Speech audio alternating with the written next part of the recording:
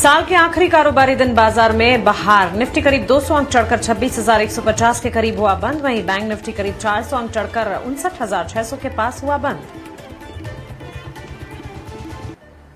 Steel शेयरों में चमक। कुछ स्टील प्रोडक्ट के इंपोर्ट पर सेफगार्ड ड्यूटी लगने से जेएसडब्ल्यू स्टील और टाटा स्टील में 2.5 से 5% की बढ़त। निफ्टी के टॉप गेनर्स में शुमार। सरकार ने 3 साल के लिए लगाई है सेफगार्ड ड्यूटी।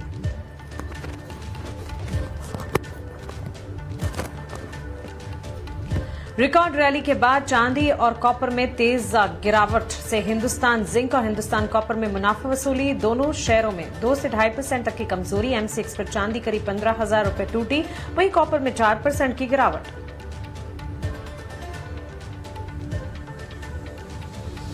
रेलवे शेयरों ने फिर पकड़ी रफ्तार। जिम्बाब्वे की कंपनी से ऑर्डर मिलने से राइट्स लिमिटेड में 3% की तेजी। जुपिटर वेगन्स, इरकॉन और टेक्समाको रेल अभी 1.5 से 4% चढ़े।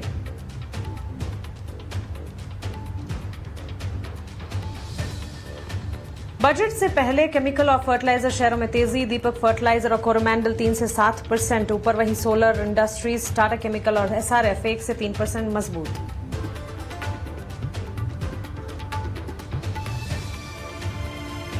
बोनस इश्यू के लिए मंजूरी से ओरिएंट टेक करीब 16% उछला। 1:10 बोनस शेयर जारी करेगी कंपनी। रिकॉर्ड डेट 5 जनवरी। वहीं एनएससीएल का बोर्ड आज राइट्स इश्यू के जरिए फंड जुटाने पर विचार करेगा। शेयर 3% ऊपर। ब्रोकरेज के बुलिश रिपोर्ट से जाइडस वेलनेस 9% ऊपर। एमओएसएल ने खरीदारी की राय के साथ कवरेज शुरू की। 575 रुपए का दिया लक्ष्य। वित्त वर्ष 2025-28 में 30% रेवेन्यू कैगर और 35% एबिटा कैगर का अनुमान।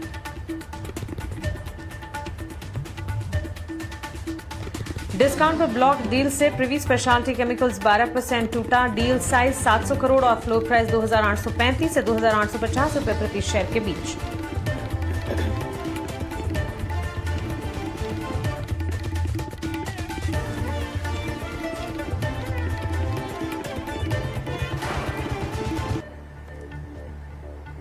अंकों की बढ़त दिखाकर 26,150 के लेवल्स पर क्लोज हुआ।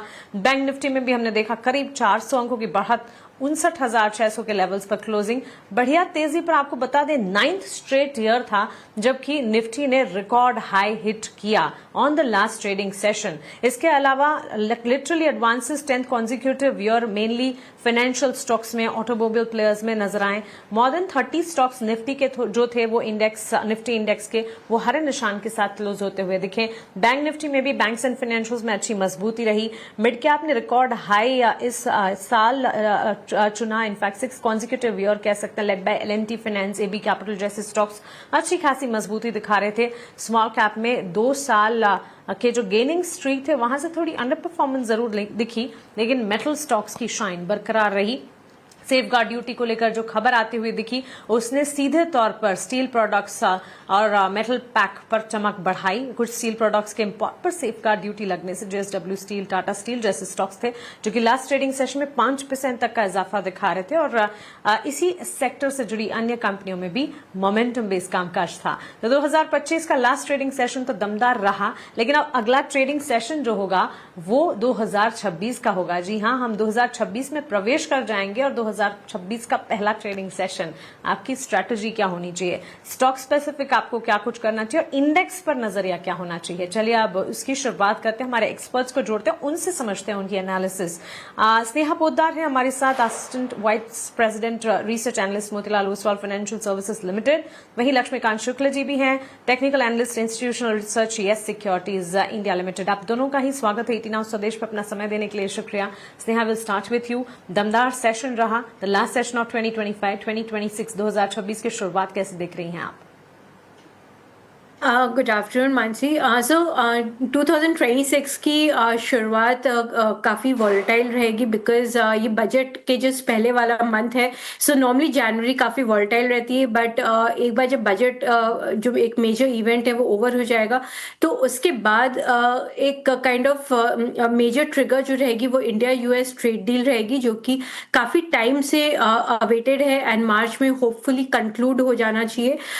सो ओवरऑल 2026 एक अच्छा ईयर एक्सपेक्टेड है बिकॉज जो अर्निंग्स की जो साइकिल है जो कि FY25 में जस्ट 1% हमने ग्रोथ देखी थी और फर्स्ट हाफ भी काइंड ऑफ थोड़ी सबड्यूड थी, बट देन ये सेकेंड हाफ ऑफ FY26 से एक रिकवरी एक्सपेक्टेड है जो कि और स्ट्रेंथन होगी जब हम FY27 में स्टेप इन करेंगे अप्रैल मंथ से।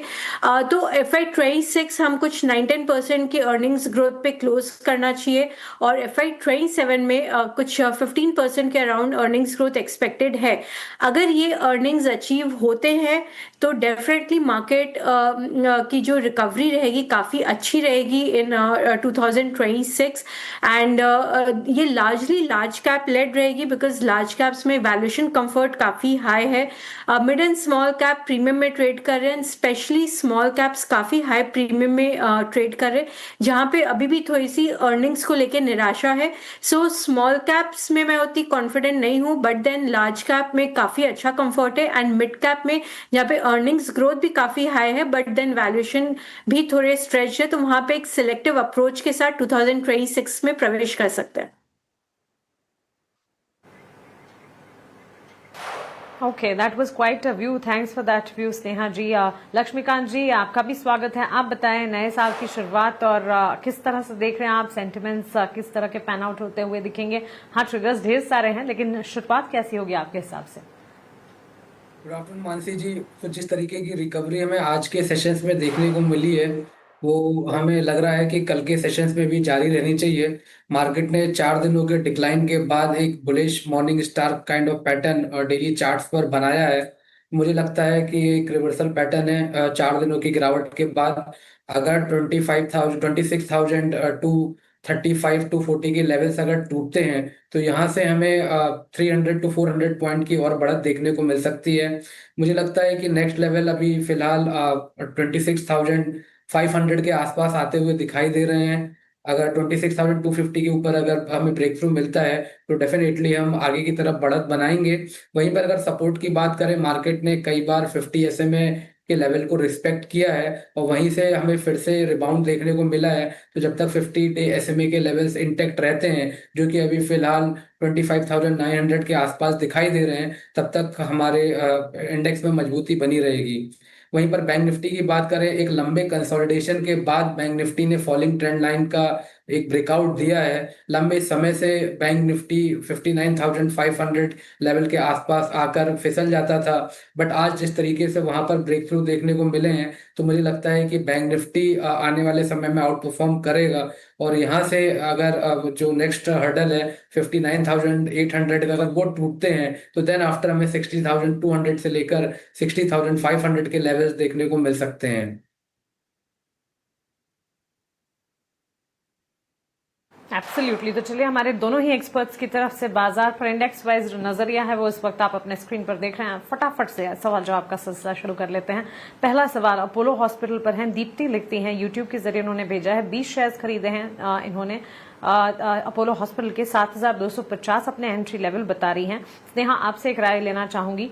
फार्मा स्पेस को आप ट्रैक भी करती हैं, इनफैक्ट आउटलुक इनका जो है लंबी अवधि का है, 1 से 2 साल का नजरिया ही बनाकर चल रही हैं अपोलो हॉस्पिटल में। एज डिफेंसिव हम अमूमन देखते हैं इनफैक्ट कि जब मार्केट में वॉलेटिलिटी होती है जो कि 2025 में काफी दफा नजर आई, तब फार्मा स्पेस बाजार को संभालते हैं। When we talk about pharma, it's not just one sector, सब सेक्टर्स कई सारे, health care, diagnostic, hospital, CDMO, CRAMS. कैसे देखते हैं अपोलो हॉस्पिटल की चाल? 7250 की एंट्री है इनकी। देखिए अपोलो हॉस्पिटल क्योंकि इनका लॉन्ग टर्म का नज़रिया है तो मैंने सजेस्ट करूंगी कि ये होल्ड करे। अभी ओवरऑल जो हेल्थ केयर स्पेस है वहाँ पे मोमेंटम काफ़ी लैकिंग है, तो सभी स्टॉक्स जो हेल्थ केयर स्पेस में अच्छे खासे करेक्ट हुए हैं। बट अपोलो हॉस्पिटल इन्होंने रिसेंटली अपनी पूरी स्ट्रैटेजी को चेंज किया है एंड एक अच्छा इनके सामने नेक्स्ट 2 to 3 years के लिए आउटलुक इनफैक्ट काफ़ी रोबस्ट है। इनफैक्ट अर्निंग अर्निंग्स ग्रोथ हम 30% प्लस एक्सपेक्ट कर रहे हैं over next 2 to 3 years, and इनकी जो सारी सब सेगमेंट्स है, एक जो हेल्थ कंपनी है, ऑफलाइन फार्मेसी बिजनेस है, उन सब में अच्छा एक हेल्दी बिजनेस मोमेंटम है and double digit kind of growth उनमें एक्सपेक्टेड है. सो ओवरऑल अगर आप देखेंगे तो हेल्थ केयर स्पेस में अभी पेनिट्रेशन स्कोप काफी हाई है, प्लस जो लाइफस्टाइल जो चेंज हो रही है उनके कारण जो डिमांड है वो काफी स्ट्रांग है, प्लस जो मेडिकल टूरिज्म है वो भी एक काफी बड़े रूप में डिमांड लेके आएगा. सो एक लॉन्ग टर्म अगर आप 2 to 3 years का नजरिया लेके चलते हैं तो ओवरऑल हेल्थ केयर स्पेस काफी प्रॉमिसिंग स्पेस है, एंड उसमें Apollo hospital one of the best placed company है, स्पेशली पोस्ट उनकी रिफ्रेश स्ट्रैटेजी के बाद ये स्टॉक काफी अच्छा है, वैल्यूएशंस काफी अट्रैक्टिव है. सो मेरी सलाह है कि आप इन्हें पेशेंटली होल्ड करिए, डेफिनेटली इससे पैसा बनेगा. एब्सोल्युटली. तो चलिए, ये राय अपोलो हॉस्पिटल पर हमें मिल गई है. दूसरा सवाल अश्वनी अहलुवालिया का है, नोएडा से लिखती हैं. लक्ष्मीकांत जी, आपसे राय जानना चाहेंगे. टाटा इन्वेस्टमेंट के 100 शेयर इन्होंने खरीदे हैं, अपने एंट्री लेवल 830 के बता रही हैं. शॉर्ट टर्म का नजरिया ये हमसे जानना चाह रही है. 697 697 के लेवल्स पर हमने टाटा इन्वेस्टमेंट में लास्ट क्लोज देखा है. हरे निशान के साथ क्लोज जरूर हुआ, लेकिन इनकी खरीदारी जो है अश्वनी जी की वो ऊंचे स्तर की है और इसी वजह से करीब 13,000 का नुकसान भी है इस वक्त. क्या राय होगी? और वीकली चार्ट्स पे तो प्राइजेस काफी करेक्ट हो चुके हैं, और डेली के चार्ट्स पर तो पिछले 6 दिनों से यहाँ पे लोअर टॉप लोअर बॉटम के अनुसार ये ट्रेड कर रहा है. हालांकि आज के सेशंस में एक हल्का सा रिबाउंड देखने को मिला था, बट जैसे ही अपने ये जो स्टॉक है 20 DMA के पास आया, वहां से फिर से एक रेजिस्टेंस इसने फेस किया और फिर से सेलिंग प्रेशर हमें दिखाई दे रहा है इस स्टॉक में. सो ओवरऑल जो सेंटीमेंट है वो काफी बेरिश है. तो मुझे लगता है कि इसमें से एग्जिट हो जाएंगे तो ज्यादा बेहतर रहेगा, क्योंकि अगर इनिशियल स्विंग लो जो कि अभी फिलहाल 690 के पास आते हुए दिखाई दे रहे हैं, अगर वो टूटते हैं तो इसमें हमें और लंबी गिरावट देखने को मिल सकती है, जो कि स्टॉक को पुश कर सकती है 660 से लेकर 650 ऑन द डाउन साइड. सो मुझे लगता है कि आने वाले समय में भी करेक्शन बढ़ सकता है, तो अगर एग्जिट हो जाएंगे तो ज्यादा बेहतर रहेगा.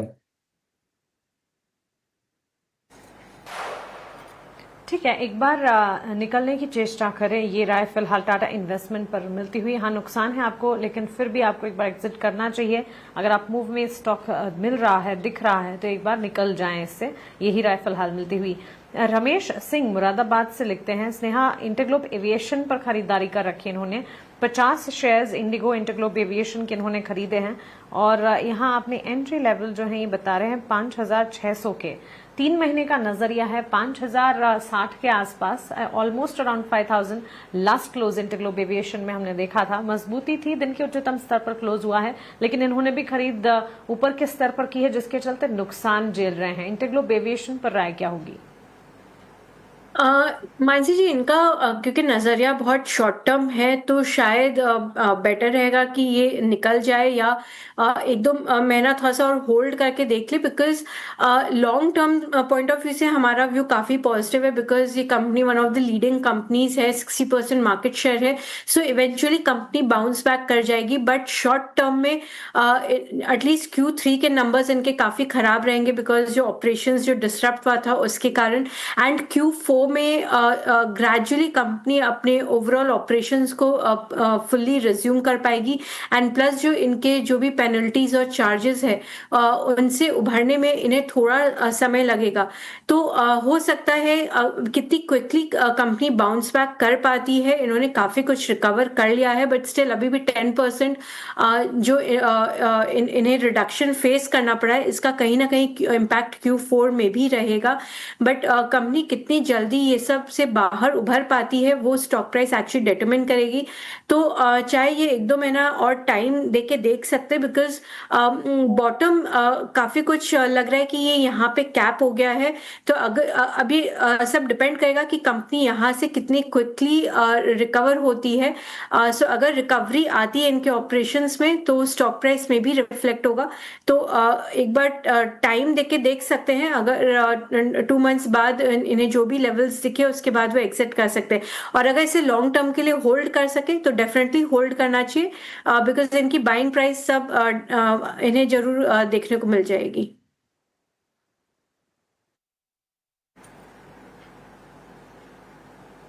ठीक है रमेश जी, आप ही को एक बार डिसाइड करना होगा। अगर लंबी अवधि के लिए इंतजार कर सकते हैं तो बिल्कुल इंतजार कीजिए, बट अदरवाइज अगर शॉर्ट टर्म नजरिया बनाकर चल रहे हैं तो 2 महीने हो सकता है, इसे आप एक बार के लिए समझने की कोशिश करें। अगर वर्कआउट कर जाता है, आपके स्तरों पर मिल जाता है, तब फिर एक बार निकलने के बारे में सोचा जा सकता है। Long term play position conviction है, लेकिन शॉर्ट टर्म में शायद जल्दी से रन अपना नजर आए। यहाँ पर धीरज पांडे का सवाल है अगला, मुंबई से लिखते हैं लक्ष्मीकांत जी, JSW स्टील के 75 शेयर इन्होंने खरीदे हैं और इनके एवरेज दाम जो है बता रहे हैं 950 के। JSW स्टील और पूरा का पूरा steel pack last trading session में बढ़िया तेजी दिखा रहा था, 5% की बढ़त। सेफगार्ड ड्यूटी की जो खबर आई उसका एक इम्पैक्ट था जो कि स्टील पैक पर नजर आ रहा था। JSW स्टील पर क्विकली इनके लिए राय दीजिएगा। JSW स्टील में आज ही के सत्र में फॉलिंग ट्रेंड लाइन का ब्रेकआउट देखने को मिला है और जिस तरीके के फॉर्मेशन बन रहे हैं उस हिसाब से हमें फर्दर अपसाइड के मूव JSW स्टील में दिखाई दे रहे हैं। मुझे लगता है कि यहाँ से करंट लेवल से भी 1220 तक के जो नेक्स्ट टारगेट है वो हम देख पा रहे हैं। अगर 1120 का लेवल टूटता है उसके बाद भी हमें फर्दर अपसाइड के मूव देखने को मिल सकता है। वहां से स्टॉक 1300 के जो नेक्स्ट लेवल है वहां तक पहुंच सकता है। तो मुझे लगता है कि इनको होल्ड करके चलना चाहिए। जो पॉजिटिव व्यू है हमारा तब तक मेंटेन रहेगा जब तक ये स्टॉक 1080 के ऊपर सस्टेन करता है।